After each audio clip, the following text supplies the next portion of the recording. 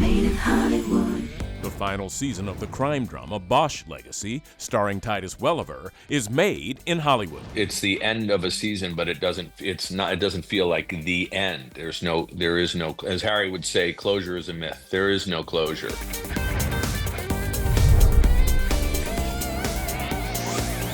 Made in Hollywood. Also, Carey Mulligan stars as a musician in the charming drama The Ballad of Wallis Island. She's pragmatic, I think, as well as being an artist, and there was so many things I liked about her, and about the way the story was constructed to not be a love story, really, between these two characters. Plus, Willa Fitzgerald stars in the heart-pounding hospital drama Pulse. Ashley Greene portrays a clairvoyant therapist facing down evil in the horror movie It Feeds, and the action-packed espionage thriller Black Bag stars Cate Blanchett. This week on Made in Hollywood. Made in Hollywood. Now available on your home screen. In the final season of the gritty crime drama Bosch Legacy, starring Titus Welliver, a murder investigation brings dangerous secrets to light and threatens to ruin the lives of a private investigator and his daughter. I just heard a story about my dad, about his time in Afghanistan. It was war. War crime, more like. Just got me wondering, what other secrets does he have? You really want to know? In this particular season, when he's hired to find this family that's disappeared, any detective will tell you this. All cases that they work, I'm speaking particularly about murder cops, takes a piece of them. And we see that with Harry and him. You look into the abyss. But they will all say unanimously, the cases that haunt them are cases that involve children. My family's missing. Family of four doesn't just disappear. What do you think? This was a hit. We were already talking about what we were going to be doing in season 4. As Harry would say, that's above my pay grade. I don't know all the different machinations or reasons. Am I saddened by that? Deeply. You know, I love the people that I work with, have formed a very, very close, deep bond with the character, despite the fact he's a fictional character. I miss Harry. I miss him. You know, if I could get on the phone and call him, I would. The public is terrified on both sides of the border. You guys are being played. We all are. You got any proof? That body's not enough for you? It's, you know, the final season, very, very, you know, clearly even on the poster and all the ads and everything. I have people coming up to me on the street, not happy about it at all, but also really enjoying this season, which always makes me feel good. I you know, because that's what it is for. It is meant to entertain not only the viewers of the show, but the readers of the book. It's a kind of mutual gratification. Are you going down there to get him or take him out? Well, you know when I get home. That's not good enough. Please. It's the end of a season, but it doesn't feel like the end. There is no, as Harry would say, closure is a myth. There is no closure. What it does do is it introduces the character of Renee Ballard. When you do this work, you go into the darkness. Some of that darkness has gotten into you. There's a kind of personal connection that people feel with this character, which I find really interesting. I had one guy, I won't use his language, but this guy was a New York cop. He said, "This is our show, and we'll let you know when we're tired of watching it. So go back to these guys and tell them, you know what, we're not ready to go. We'll let you know."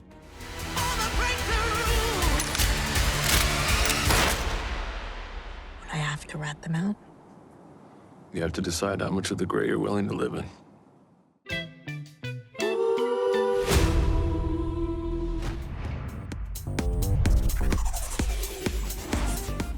In The Ballad of Wallis Island, featuring Carey Mulligan, a musician reunites with his old lover and bandmate to put on a concert for an eccentric millionaire on a remote island. So, what's happened with you and Nell Mortimer? When was the last time you played together? I'm quite a private person, to be honest. I know you are. But go on, what happened?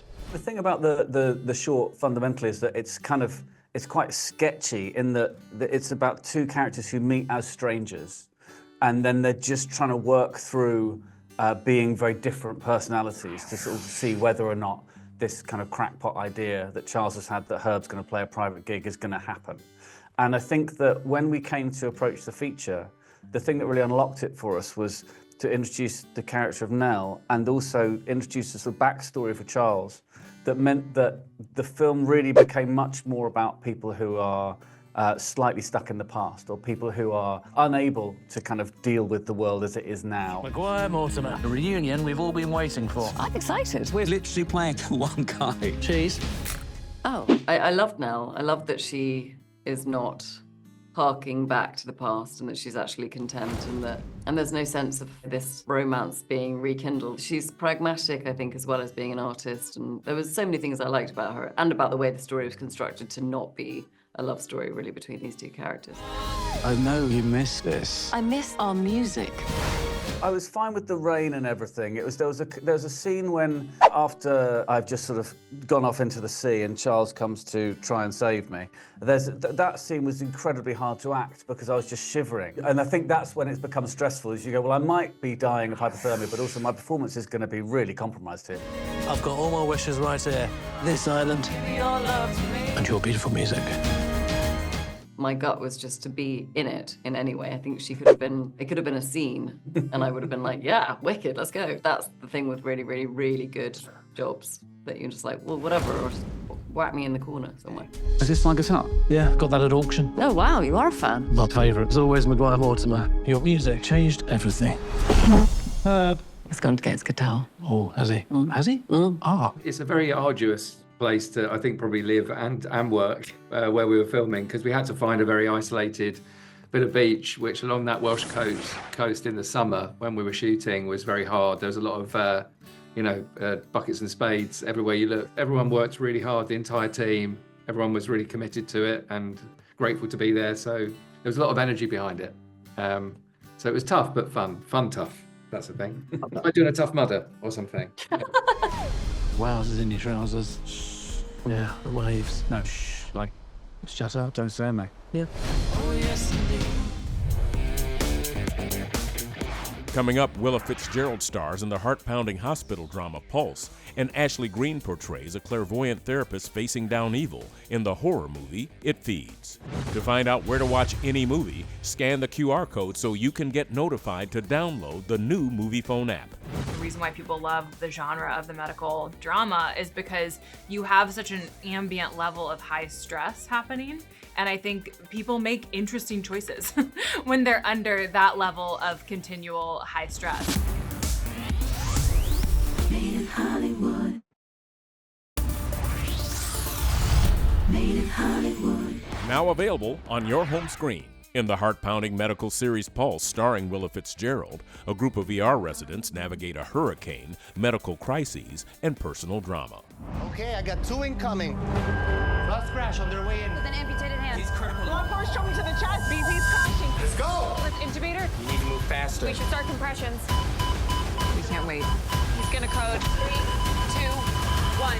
Kicks off in a level 1 Miami trauma unit, and we're, thrust into the beginning of Danny's life, both changing professionally and personally with a sort of bombshell revelation.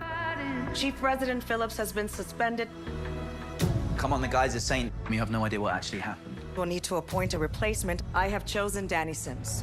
Dr. Cruz, you can't promote me. It shouldn't be me. I'm sure you'll prove to us why it should be. I think that she's a really complicated and fascinating character. I mean, there's so many things that make her both uniquely suited for working in the emergency room as a doctor, and those same things also are problematic in her interpersonal relationships. I don't want to get Chief because we're sleeping together. Oh, boy. It's not fair. You're panicking. Of course, I am panicking. You wanted this. Oh, God. Sorry. The central conflict between the two characters, Xander and Danny, is really at the heart of the show, and I think it's a complicated situation. I can't work when I'm around you. I can't think. I can't breathe. And I think that it also leaves a lot up to the audience to decide kind of how they feel about it. And I'm really interested to hear everyone's unique takes, because I think that it's also going to create, an interesting conversation around everything that's happened between them. And I think it's really cool that that it's an open-ended conversation. As Hurricane Abby makes a turn towards Miami, authorities have issued a shelter-in-place order.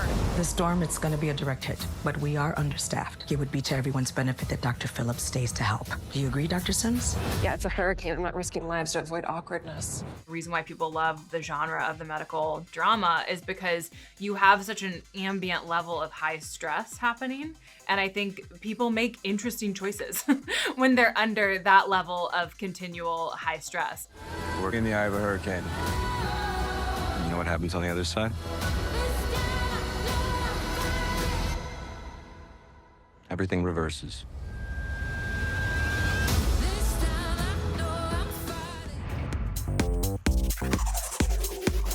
A clairvoyant therapist tries to stop an evil entity from feeding on a young girl in the horror thriller It Feeds, featuring Ashley Greene and Shawn Ashmore. That's all the time we have for today. Someone digging around in your mind takes a lot out of you. Hi. Can I help you? I need to speak to Cynthia Windsor. I need help.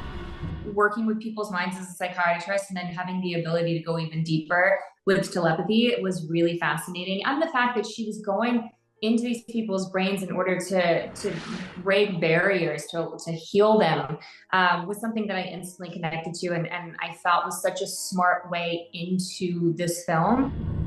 I see things. What kind of things? I love genre films, specifically with like an entity or a demon or whatever, where you don't have the answers. There's no specialist that shows up and is like, oh, I know about this lore and this is how you defeat it, or you need this artifact, or you need this spell. These characters are just doing their best trying to figure out how to battle this thing. And I thought that was a really nice element. There is something attached to that girl, something terrible. We don't know these people. We can't trust them. It's nice when you feel kind of safe going into a set like this. Like I had a lot of conversations with Chad, and Shawn and I worked together before. And so I think there's also there's like a safety net there of going, okay, we're going to do something crazy, but I know I'm protected. Chad is also like the sweetest, most sensitive guy too. So it's always interesting when an artist kind of like lives their creativity tends to be like these dark kinds of films and like horror kind of films. And then when you actually talk to that artist and interact with them, they're like so sensitive and so sweet, and it makes you realize like that's why these characters land. Chad really created a film where like he transports you into a different world. Like you're actually inside these people's minds. You're not in your own minds. Like you get to have this fully immersive experience, and I think that's why people go to cinema. Like that's what you want to see. Yeah, oh yeah, definitely want to see this in a dark theater with the biggest sound you can and the biggest screen. But yeah, I mean, I also feel like for a genre fan, you're going to get the thrills, the creature, you know, all those elements. But the thing that I think is ultimately going to make it a satisfying film is the journey that the characters go through. Don't be scared. It's worse if you're afraid. To find out where to watch any movie, scan the QR code so you can get notified to download the new MoviePhone app. Up next, a couple's trust and commitment are tested in the action-packed espionage thriller Black Bag, starring Cate Blanchett. I think that there was an intensely romantic thing at the heart of this film. Made in Hollywood. Made in Hollywood. Now on digital. Starring Cate Blanchett, the spy action thriller Black Bag follows two married secret agents who may be on opposite sides of an espionage war. You asked how it works. To be with someone in this business, this is how. You each know what you know, and you know what you'll do, and you never discuss certain things again. I was surprised by just how elusive their relationship was, but also how what the absolute bedrock of their relationship was, which is that they would die for each other. And, I find that deeply romantic. If she's in trouble, even of her own making, I will do everything in my power to extricate her. No matter what that means. They're devoted to their work, but the only thing they're devoted to more is each other. And so I think that there was an intensely romantic thing at the heart of this film, which was not something you necessarily associate with a texture in the movies that Stephen makes. My devotion to my marriage is my professional weakness. She's basically created her own way of working in that environment where morality and rules really don't matter. All that matters are the results. Are the spies mentally sound, and are they staying on mission? That's it. You got a breach. What did you do? One of our people stole something. Something extremely valuable. You cannot imagine the damage. Who's the suspect? Your wife. I think one of the really shocking things for me about working with Stephen was just how much freedom he gives to actors. He casts well, and then he completely trusts you to make of the characters what you will. And I've never had that much liberty. He has an amazing understanding of how to optimize what his actors are bringing to each scene. And I don't know if I've ever seen that handled quite so caringly.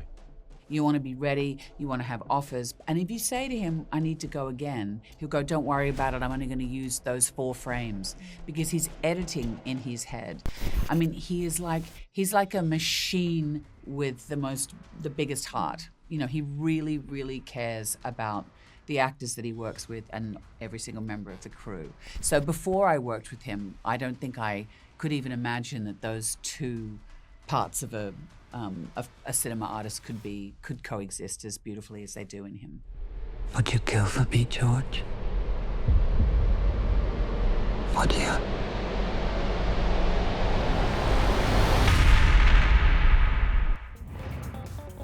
Stay tuned, there's more coming up on Made in Hollywood. Made in Hollywood. Hello and welcome to Movie Phone. Movie Phone? So exciting. Can I get hired? I want to be Movie Phone guy. Welcome to Movie Phone. If you have any medical issues, just call Movie Phone. Thanks for joining us for Movie Phone, unscripted, where we answer your questions. Who is the most fun person to fake punch? Like, generally in life? Like, I would assume in the movies. Thanks for watching Made in Hollywood, powered by MoviePhone. For more behind-the-screen content, check out MoviePhone.com. Made in Hollywood.